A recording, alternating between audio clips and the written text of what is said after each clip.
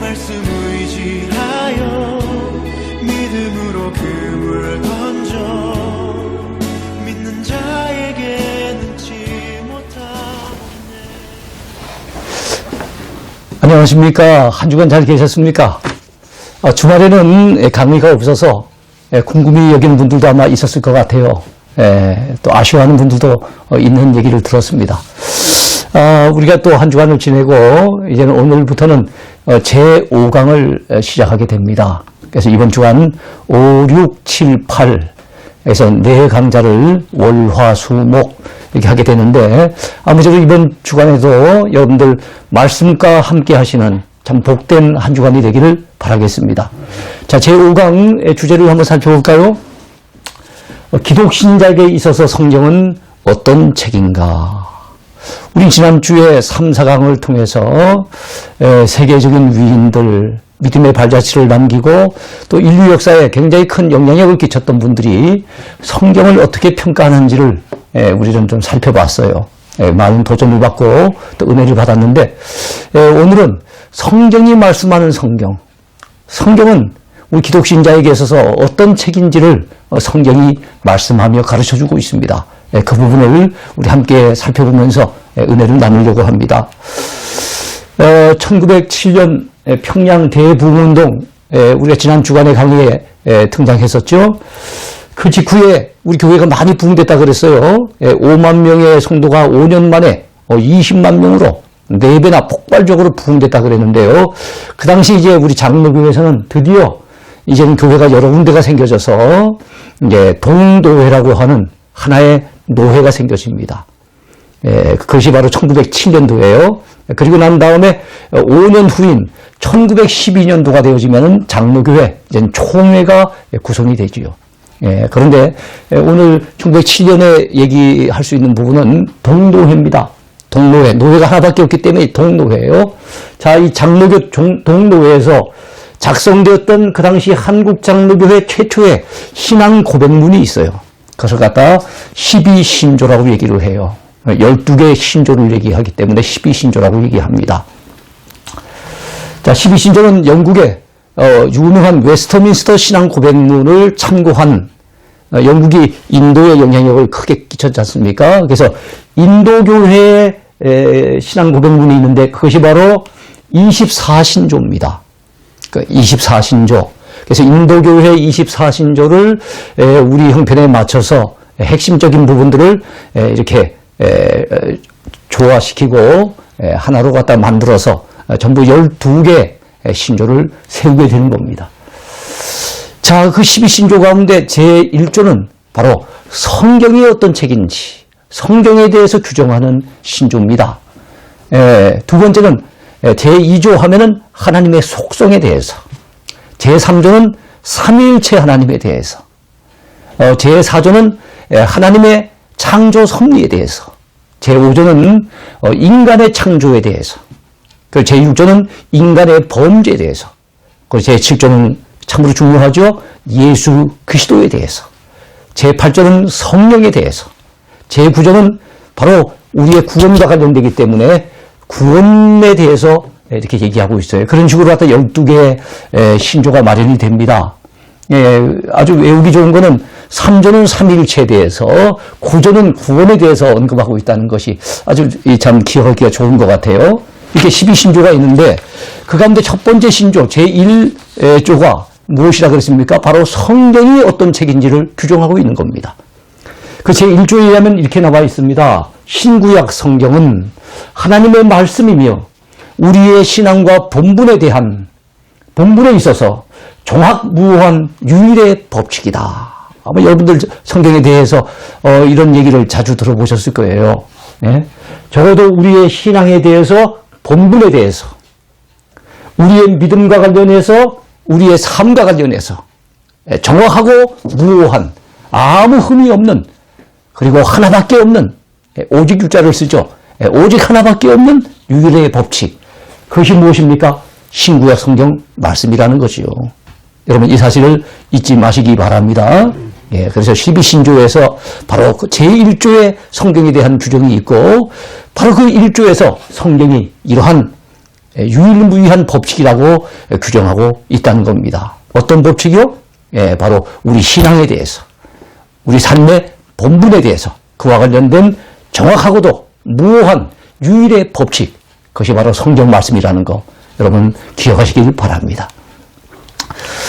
자, 그 다음에 또 중요한 것이 있죠. 1643년부터 1647년까지 무려 4년에 걸쳐 영국 웨스터민스터 교회당에 여러 사람들이 모였어요. 신학자들도 모이고 그 당시 국회의원들도 모이고 참으로 중요한 영국 교회를 대표하는 많은 분들이 모여서 회의를 합니다. 그 가운데 개혁주의 장로교의 신앙에 관한 여러 내용들을 제정하게 됩니다. 이것을 갖다 보통 우리 얘기하기를 요리문답이라고 해요. 요리문답. 네, 주요 교리란 말입니다. 우리가 먹는 요리와는 아무 상관이 없습니다. 뭐 짜장면에 대해서, 짬뽕에 대해서 어떻게 만드느냐, 그것을 얘기하는 것이 아니죠. 주요한 교리를 담고 있는 묻고 답하는 문답인 거예요. 자, 이 요리문답에는 두 종류가 있어요. 소요리문답, 대요리문답. 자, 이 소요리문답은 107문인데 바로 평신도용으로 나온 겁니다. 평신도용으로. 교역자용으로 나오는 건 또 그 문항이 더 많아요. 대요리문답은 모두 196문에 해당됩니다. 그 가운데 여러분들이 목사님들 설교 시간에 우리 성도들이 종종 적어도 소요리문답 제1문이 무엇인지는 자주 들어보셨을 거예요. 그 내용이 무엇입니까? 소요리문답 제1문은 이렇게 묻고 있습니다. 사람의 제일 되는 목적이 무엇인가? 사람의 제일 가는 목적, 그것이 무엇인가? 이렇게 묻고 그에 대한 답을 이렇게 합니다. 하나님을 영화롭게 하는 것과 영원토록 그를 즐거워하는 것이다. 저는 믿은 지 얼마 안 됐을 때 이 얘기를 듣고 영원토록 그를 즐거워하는 것이 아니라 그를 즐겁게 하는 것, 하나님을 즐겁게 하는 것이라고 저는 그렇게 이해를 하고 있었어요. 그래서 신학 공부를 해보니까 그게 아니더라고요. 하나님을 즐겁게 하는 것이 하나님을 영화롭게 하는 것이라면 또 한편 우리가 하나님의 말씀을 따라서 신앙생활을 잘함으로 하나님을 영화롭게 하고 하나님을 즐겁게 할 뿐만 아니라 우리 자신도 하나님으로 인해서 즐거워하고 하나님으로 말미암아 기뻐하고 하나님으로 인해서 행복한 그런 삶을 살 수 있다는 것. 그것을 이 소요리문답은 가르쳐주고 있는 겁니다. 자, 그런데 우리가 1문까지는 많이 들어봐서 잘 알고 있어요. 자, 그런데 소요리문답 이어지는 2문에서는 뭐라고 묻고 있습니까? 하나님께서 어떤 규칙을 주셔서 어떻게 하나님을 영화롭게 하며 어떻게 즐거워할 것을 지시하셨는가? 자, 사람의 제일 가는 목적이 하나님을 영화롭게 하는 것이고 그로 말미암아 영원히 즐거워하는 것이라면 도대체 어떤 방법으로 어떻게 우리가 하나님을 영화롭게 할 수 있으며 어떻게 우리가 하나님으로 말미암아 즐거워할 수 있겠는가? 이 질문을 해요. 그러면서 성경에 대한 얘기가 나오는 거예요. 자, 그 대답으로 성경 말씀을 유일한 규칙으로 주셨다 하는 것입니다. 하나님을 영화롭게 하는 것도 성경 말씀을 배워서 그 말씀대로 살아갈 때 하나님을 영화롭게 할 것이고 우리 자신이 즐거워하고 행복하는 것도 역시 하나님의 말씀을 듣고 배워서 그 말씀으로 인하여서 우리가 즐거워하는 인생, 하나님으로 인해서 행복한 인생을 살 수 있도록 하나님이 성경 말씀을 주셨다는 거예요. 그러니까 여러분이 성경 말씀이라고 하는 것이 우리의 구원뿐만 아니라 우리의 삶에 있어서 하나님을 영화롭게 하는 삶, 그리고 우리 자신도 하나님으로 인해서 즐거워하며 행복한 삶, 이 삶을 사는데 얼마나 중요한 법칙인가 하는 것을 알 수가 있어요. 그래요. 하나님은 우리의 아버지가 되십니다. 하나님의 자녀된 우리, 하나님의 백성된 우리가 하나님으로 인해서 즐거워하고 하나님 때문에 기뻐하고 행복해하기를 우리 하나님은 원하세요. 우리가 부모된 입장으로서 자식들이 참 즐거워하고 행복해하고 그러면 그 바라볼 때 얼마나 참 마음이 행복합니까? 뿌듯하지요. 우리 하나님 아버지께서도 자녀된 우리가 하나님으로 인해서 기뻐하며 즐거워하며 살기를 원하시는 거예요.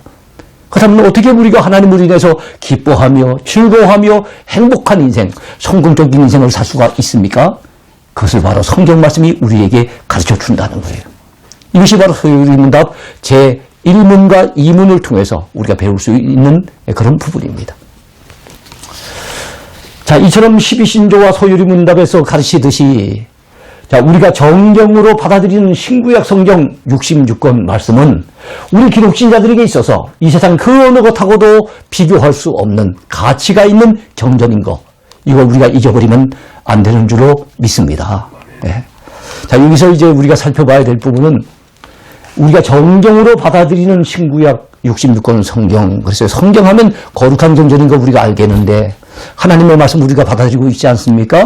근데 성경이라 하면 좋을 텐데 정경이라고 하니까 우리 평신도들 입장에서는 잘 못 들어보던 용어일 거예요. 정경이란 말은 헬라어로서는 캐논이라고 얘기를 합니다. 캐논. 그리고 그 의미는 잣대, 표준, 기준 이런 말이에요. 우리가 구원받는 데 있어서 그것을 제시해주는 표준, 우리 삶에 필요한 기준, 이것을 규정해 주는 게 바로 캐논, 잣대입니다. 이걸 갖다가 한자로 쓴다면 바른 경전이라 그래서 정경이라 그래요. 여러분 왜 바른 경전이란 말이 나왔을까요? 가짜도 있기 때문에, 위조된 문서도 있기 때문에, 그래서 정경이란 말이 나오게 되는 거예요. 여러분, 우리는 66권 말씀을 정경으로 받아들입니다만은 천주교에서는 66권 외에 7권을 우리가 보통 외경이라고 얘기를 하지요. 구약시대에 기록된 것도 아니고 신약시대에 기록된 것도 아니고 구약의 막바지, 그 중간기 시대에 기록된 말씀이 7권이 있는데 그것을 천주교에서는 제2의 경전이라 그러면서 제2의 정경이라 그러면서 그것을 받아들여요. 그래서 그들은 66권에다가 7권을 합쳐서 모두 73권을 성경으로 그렇게 받아들이고 있습니다. 우리하고는 다르죠. 자, 그 가운데는 예를 든다면 중간기 시대에 있었던 마카비라고 하는 유명한 유대인 지도자가 있었죠. 그래서 마카비 1서, 마카비 2서, 또는 지혜서, 집회서, 유디서, 토비서, 이런 어떤 외경들이 있습니다. 이 외경 말고 위경이라고 해서 위조된 문서라고 해서 이렇게 외경보다도 더 인정을 받지 못하는 가짜 문서로 인정을 받는 그런 책들도 있어요. 그러니까 여러분들이 정경, 외경, 위경, 또 가경 이런 말들이 있다는 것 기억을 하시기 바랍니다. 그런데 66권 성경은 그런 외경이나 위경, 가경 이런 것과 다르게 우리가 정말로 바른 경전으로 받아들일 수 있는 캐논, 하나님이 우리에게 주신 분명한 구원의 잣대, 우리 삶의 잣대가 되는 그 말씀, 그 66권을 우리는 정경으로 받아들이는 것입니다. 그 66권 정경의 말씀이 기독신자들에게 있어서는 이 세상 어떤 것하고도 비교할 수 없는 가치 있는 말씀이라는 거 여러분 우리가 기억해야 됩니다.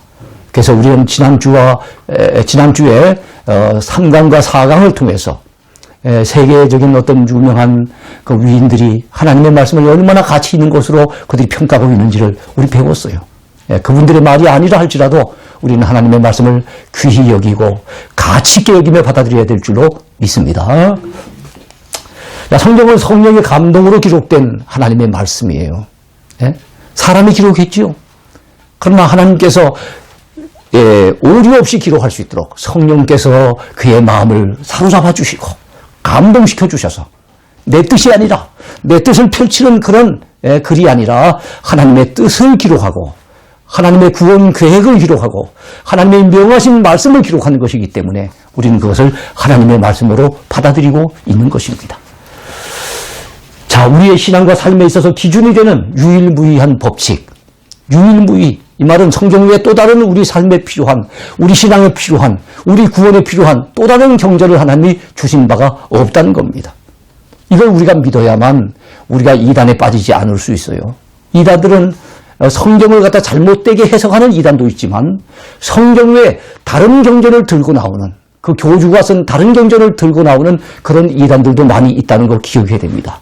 하나님이 우리에게 성경 외에는 우리 구원의 기준이 되는, 우리 기독자들의 삶의 표준이 되는 그런 말씀을 주신 바가 없다는 거 꼭 기억할 수 있게 되길 바랍니다. 자, 그 성경을 바로 배워야만 우리가 구원의 길을 바로 깨달을 수 있고 또 하나님을 영화롭게 하는 사람의 제일 되는 목적을 우리는 바르게 이루어갈 수 있다는 거 여러분 꼭 기억할 수 있게 되길 바랍니다. 자, 기독신자에게서 성경은 가장 좋은, 그리고 가장 중요한 두 가지 목적을 지닌 책이라는 거, 이거 우리가 기억해야 되겠어요. 오늘의 강의 가운데 가장 중요한 이 두 가지 주제입니다. 성경은 기독신자에게 있어서 어떤 책일까? 기독신자에게 있어서 성경은 어떤 말씀일까? 라고 했을 때 바로 지금부터 제가 말씀드리는 이 두 가지가 가장 중요한 주제가 됩니다. 첫째로 성경은 구원의 길을 우리에게 제시해 주는 책입니다. 성경이 아니면 어떤 책을 읽어도 우리가 구원받을 수 있는 길이 없어요. 구원받을 수 있는 길을 제시해 주는 책이 없습니다. 아무리 두꺼운 책을 읽어도, 아무리 유명한 책을 읽어도, 아무리 열심히 파고들어서 읽어도 어떤 책을 통해서도 우리는 구원의 길을 제시받을 수 없습니다.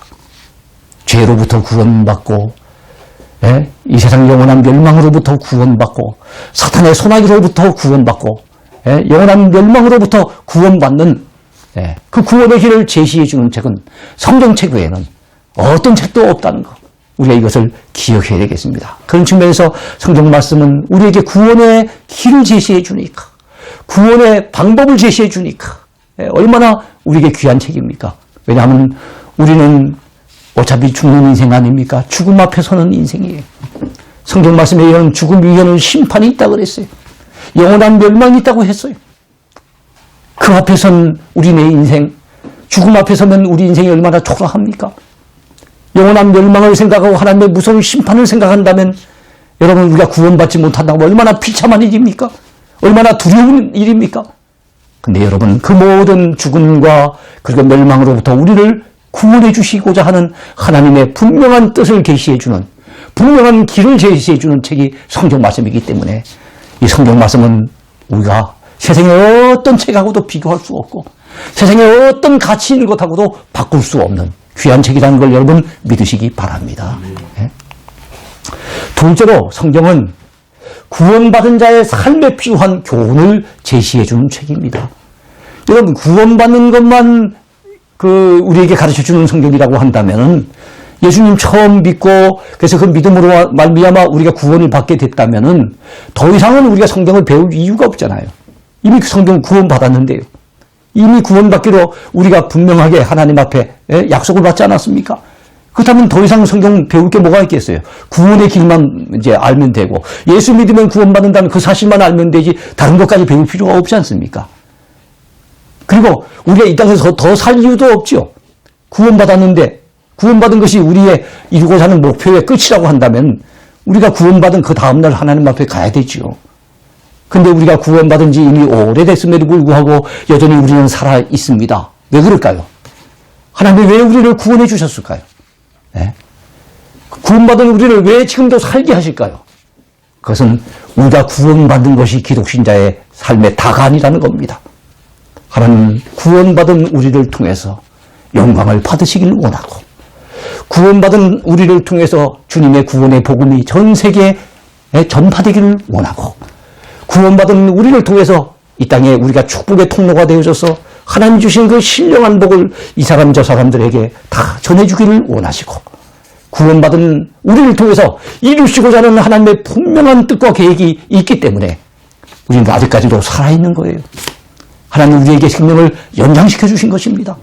그렇다면 구원받은 우리는 어떤 삶을 살아야 할 것인가? 이걸 우리가 바로 알아야 되겠죠. 그런 차원에서 성경은 구원받은 우리가 어떤 삶을 살아야 하는지를 분명히 가르쳐주고 제시해주고 있는 것입니다. 자, 디모데후서 3장 15절을 볼까요? 이 15절에 보면 구원과 관련된 메시지가 나와요. 성경이 구원과 밀접한 관련이 있다는 것이 등장합니다. 또 어려서부터 성경을 알았나니, 성경은 너는 너로 하여금 그리스도 예수 안에 있는 믿음으로 말미암아 구원에 이르는 지혜가 있게 하느니라. 지혜는 지혜예요. 성경은 지혜의 말씀입니다. 세상 최고의 지혜가 성경 속에 있는데 그 지혜 가운데 첫 번째 지혜, 가장 중요한 지혜는 바로 구원에 이르게 하는 지혜입니다. 성경을 읽어보면, 성경을 배워보면 그 가운데 어떻게 우리가 구원받을 수 있는지, 그 구원과 관련된 놀라운 지혜가 성경 속에 있다는 거예요. 이 땅에 오신 우리의 구세주 예수 그리스도, 하나님이 보내주신 하나님의 아들 메시아, 그분을 나의 구주로 믿고 고백하고 그분을 의지하고 믿음으로 살 때 우리는 하나님께서 약속하신 구원을 받을 수 있다는 거 여러분 믿으시기 바랍니다. 그리고 성경이 아니면 어디서 배우겠어요? 아무리 영어책을 공부해 보세요. 아무리 수학책을 공부해 보세요. 세계적인 참으로 문학전집을 공부해 보세요. 그런데 어디 거기에 대한 답이 나옵니까? 근데 성경은 어떻게 우리가 구원받는지를 명확하고도 분명하게 가르쳐주고 있는 거예요. 그뿐만 아닙니다. 디모데후서 3장 15절부터 17절 그 사이에는 보면은 성경과 관련된 아주 유익한 말씀이 나오는데요. 이번에 3장 16절 말씀을 보겠습니다. 모든 성경은 하나님의 감동으로 된 것으로 교훈과 책망과 바르게 함과 의로 교육하기에 유익하니 우리 삶 속에 필요한 교훈을 주십니다. 우리가 잘못된 길로 걸어갈 때는 우리를 책망하는 말씀. 그래서 성경을 때로는 방망이에다 비교하죠. 잘못됐을 때 우리를 내지치시는 방망이와 같은 이 책망의 말씀이 성경 속에 들어 있습니다. 그리고 우리가 어긋난 길, 빗나가는 길로 갈 때 바른 길로 걸어갈 수 있도록 우리를 바르게 해주는 말씀도 있습니다. 우리가 죄악 가운데 빠져서 살지 아니하고 우리가 의롭게 살 수 있도록 하는 그 모든 삶의 유익한 부분들이 성경 가운데 다 있어요. 바로 그런 부분들을 교육하는 데 필요한 이런 부분들이 있어요. 아까 구원과 관련된 메시지를 갖다가 우리는 헬라어에서 캐리그마라고 얘기합니다. 이건 복음 선포입니다. 복음 선포. 이것이 바로 캐리그마라고 한다면은 바로 우리 삶에 필요한 교훈, 그리고 그 우리 삶에 필요한 어떤 말씀들을 가르치는 교육, 이걸 갖다가 디다케라고도 얘기해요. 성경 가운데는 캐리그마도 있고 디다케도 있고. 우리의 구원에 필요한 복음적인 진리가 선포되기도 하고 우리 삶에 필요한 여러 가지 교훈들, 그런 것들이 바로 성경 속에 망라되어 있다는 것을 우리는 알아야 됩니다. 이는 하나님의 사람으로 온전하게 하며 모든 선한 일을 행할 능력을 갖추게 하려 함이라. 왜 성경을 우리가 교육받아야 됩니까? 바로 하나님의 사람으로 온전하게 만들기 위해서.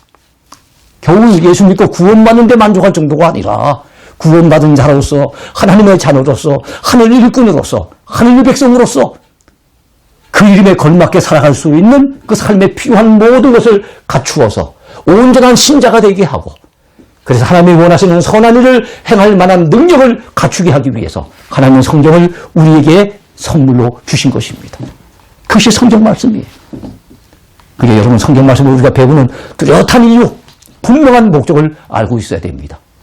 바로 우리는 구원의 길을 제시받기 위해서, 구원의 지혜를 얻기 위해서 성경을 배웁니다. 그래서 구원의 확신을 가졌는데 살다 보면 우리 믿음이 떨어질 때가 있고 영적으로 좀 다운될 때가 있어요. 그럴 때는 이 구원, 내가 나 같은 죄인이 과연 구원받을 수 있을까? 이 구원의 확신이 왔다 갔다 할 때가 있습니다. 그런데 성경 말씀을 또 듣고 배우고 하다 보면 다시 구원의 확신이 또 가지는 거예요. 다시 그 확신으로 우리 가슴이 뜨거워지는 거예요. 그래서 성경 말씀을 계속 배워야 되는 겁니다. 두 번째는 구원받은 우리가 어떻게 살아가야 됩니까? 아까도 참 우리 사람의 제일 되는 목적이 하나님을 영화롭게 하는 것, 그리고 우리가 하나님을 인해서 즐겁게 행복하게 사는 것이 참으로 사람의 제일 되는 목적이라고 봤을 때 여러분 하나님의 말씀을 배워야만 정말 하나님을 영화롭게 하는 그런 어떤 방법도 터득할 수 있게 되고 또 하나님을 인해서 참으로 즐거워하며 행복해하며 그래서 정말로 예수 믿는 자다운 모습으로 살아갈 수 있는 그런 모습들을 배우기 위해서는 우리가 성경 말씀으로 가야 되는 것입니다. 그래서 성경 말씀을 배우는 목적 뚜렷하게 두 가지 있다는 거. 우리가 이거 잊어버리면 안 되겠어요. 성경은 성도가 예수님을 마음으로 믿고 입술로 고백함으로써 구원을 받는다고 가르쳐 줍니다. 로마서 10장 10절에 그러죠. 사람이 마음으로 믿어 의에 이르고 입으로 시인하여 구원에 이르느니라 그랬어요. 그렇습니다. 성경을 통해서 우리가 깨닫게 된 거예요. 아, 우리 같은 죄인이 의로워지는 것 바로 예수님을 나의 구주로 믿는 거구나. 믿음으로 의로워지는 거구나. 이신득의 또는 이신칭의 그렇게 얘기하죠. 믿음으로 말미암아 우리가 의로워지는 것이구나. 그리고 우리가 입으로 시인할 때 우리가 구원받는 것이구나. 여러분 그렇습니다. 마음으로 믿으신다면 입으로 시인해야 될 거예요. 그래서 고백은 정말 중요합니다. 예? 우리 사랑한다고 생각하고 있죠. 남편은 아내를 사랑한다고 생각하고 아내는 또 남편을 당연히 사랑한다고 생각을 하지만 여러분 기왕 같으면 남편도 아내를 사랑한다고 사랑 고백하며 살고 아내도 난 당신만 믿고 당신만 사랑해요. 그래 참 사랑을 갖다 고백하면서 이래야만 부부간에 더 그 관계가 돈독해지고 더 행복한 삶을 살 수 있잖아요. 마찬가지로 우리가 하나님을 믿는다고 마음으로 믿는다고 하지만 우리는 입술로 시인하고 입술로 고백할 수 있어야 됩니다. 요즘같이 여러분 참 코로나로 인해서 어떤 교회 가는 것에 대해서 사람들이 굉장히 좀 비난을 많이 하는 바로 이런 시대에 우리가 살고 있어요. 그럴 때 교회 올 때 성경책을 몰래 감추고 온다든지 교회에 안 가는 것처럼 꾸며갖고 온다든지 그건 떳떳한 태도가 아닙니다. 우리가 믿는 신앙에 대해서 분명하게 뚜렷하게 나타낼 수 있어야만 지금은 핍박을 하고 지금은 반대를 하고 지금은 비난을 하는 그 불신자들도 언젠가는 전도해낼 수 있어요. 그래서 우리 신앙도 지켜야 되지만 우리는 또 전도도 해야 될 것 아닙니까? 그래서 우리는 내가 마음으로 믿는 신앙에 대해서 입술로도 시인하고 고백할 수 있어야 됩니다. 우리 주님은 분명히 말씀하셨어요. 참으로 너희들이 사람들 앞에서 나를 시인하면 나도 내 아버지 앞에서 너희를 시인할 것이고 너희들이 사람들 앞에서 나를 부인하면 나도 내 아버지 앞에서 너희를 부인하리라. 그렇게 말씀하셨어요. 그래서 우리가 마음으로 믿어 의에 이르고 입으로 시인하여 구원에 이른다는 거 이거 잊어버리면 안 됩니다. 이거 성경이 가르쳐주고 있어요. 성경은 성도가 믿음으로 말씀에 순종하여 살아감으로써 하나님께 영광을 돌릴 뿐만 아니라 이 땅에 살아가는 동안에 현세의 복과 내세의 상급을 받는다고 가르쳐주고 있습니다. 그렇습니다. 이 땅에서의 삶을 어떻게 살아가야 될까요? 첫 번째는 하나님 영광 위에 살아야 됩니다. 그분의 뜻대로 순종하여 살아야 됩니다. 그게 사노라면 하나님이 이 땅에 사는 동안에 우리에게 영육간의 복을 주세요. 그걸 성경은 가르쳐주고 있습니다. 그 내세에 가서 그렇게 사는 인생들에게 주시려고 예비하신 상급이 있다는 거 이거 분명히 성경은 가르치고 있는 거예요.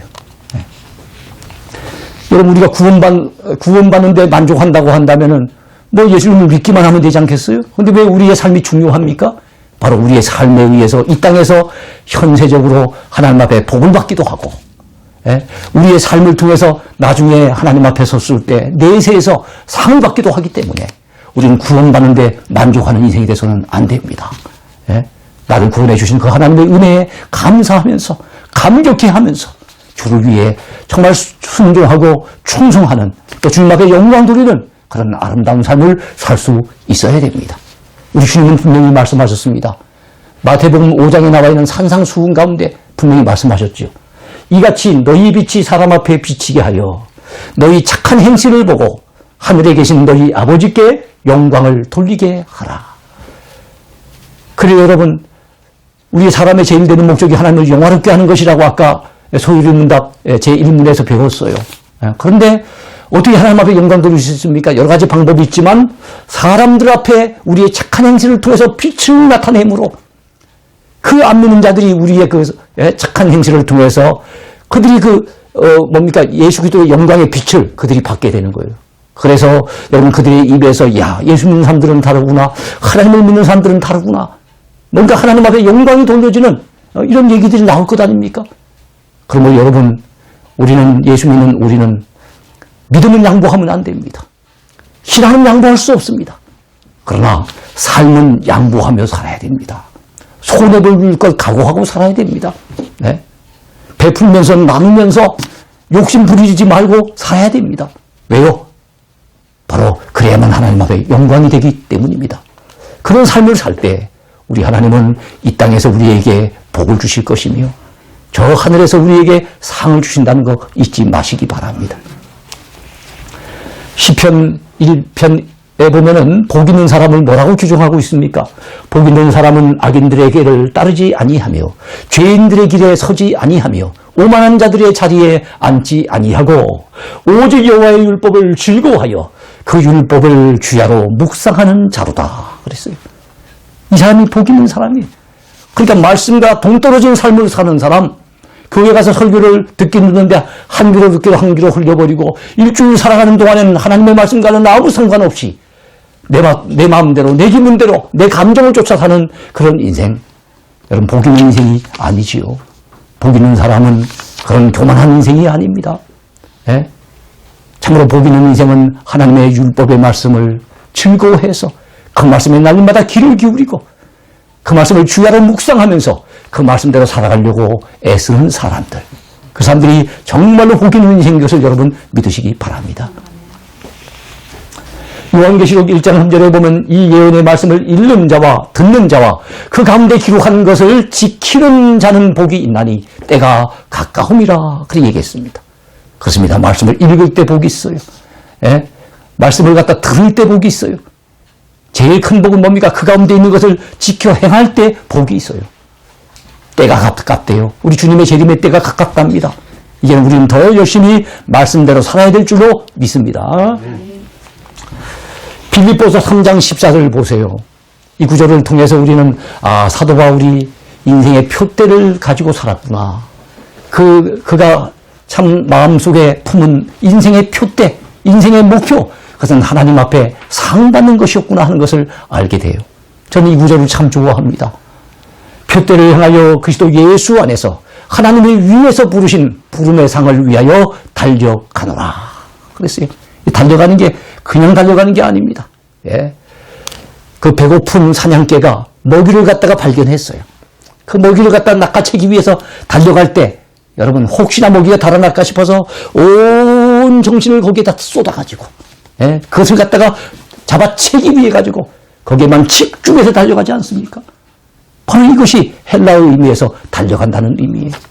그 사도 바울은 참으로 표대를 향해서 좌로나 우로나 돌아보지 아니하고 그 표대를 향해서 달려가는데 그것이 뭡니까? 나를 부르신 하나님이 위에서 나에게 주시려고 준비하신 상, 그 상을 받기 위해서 사도 바울은 열심히 달려갔다고 그는 고백하고 있어요.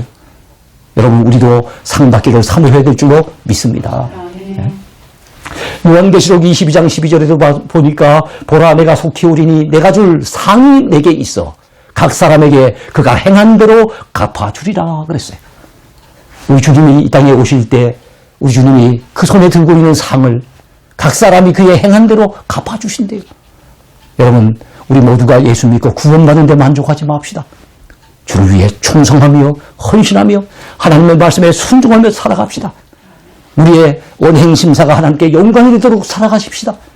주께서 맡겨주시는 사명 소중한 것인 줄로 알고 그 사명에 충성을 다하며 달려가십시다. 그래야 한다면 하나님이 우리 위해 예비하신 상이 우리에게 반드시 주어지게 될 줄로 믿습니다.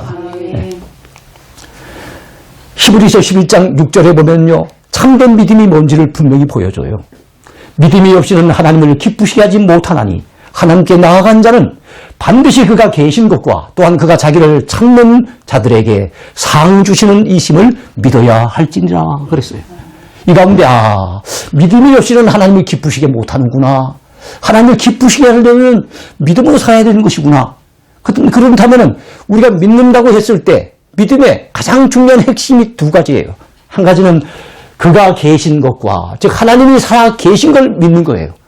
두 번째는 그가 자기를 찾는 자들에게 상 주시는 걸 믿는 거예요.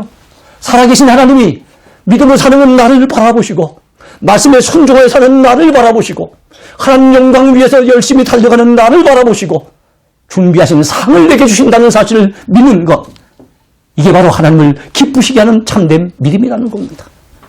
그럼 여러분 우리 모두는 상을 바라봐야 됩니다. 사도 바울처럼 우리도 상 받기를 바라보고 표대를 향해 달려가야 될 줄로 믿습니다. 아멘. 표대가 있는 인생, 그리고 인생에 뚜렷한 목표가 있는 인생, 그의 인생은 우리 인생을 저 드넓은 바다 위를 항해하는 배에 비유한다면 바로 인생의 표대가 있고 목표가 있는 인생은 항해 중인 인생입니다. 믿음으로 항해하는 인생. 그러나 여러분 인생에 표대가 없는 인생, 목표가 없이 이리저리 방황하며 참으로 유행 따라 기분 따라 감정 따라 이리저리 휩쓸리며 살아가는 인생, 그런 인생을 만약에 배에다 비유한다면 무슨 배입니까? 표류 중인 배입니다. 우리는 표류 중인 배와 같이 표류 중인 인생이 돼서는 안 됩니다. 우리는 항해하는 인생이 돼야 됩니다. 믿음으로 항해 중인 인생, 그런 인생이 돼야 될 줄로 믿습니다. 오늘 강의 여기까지입니다. 감사합니다.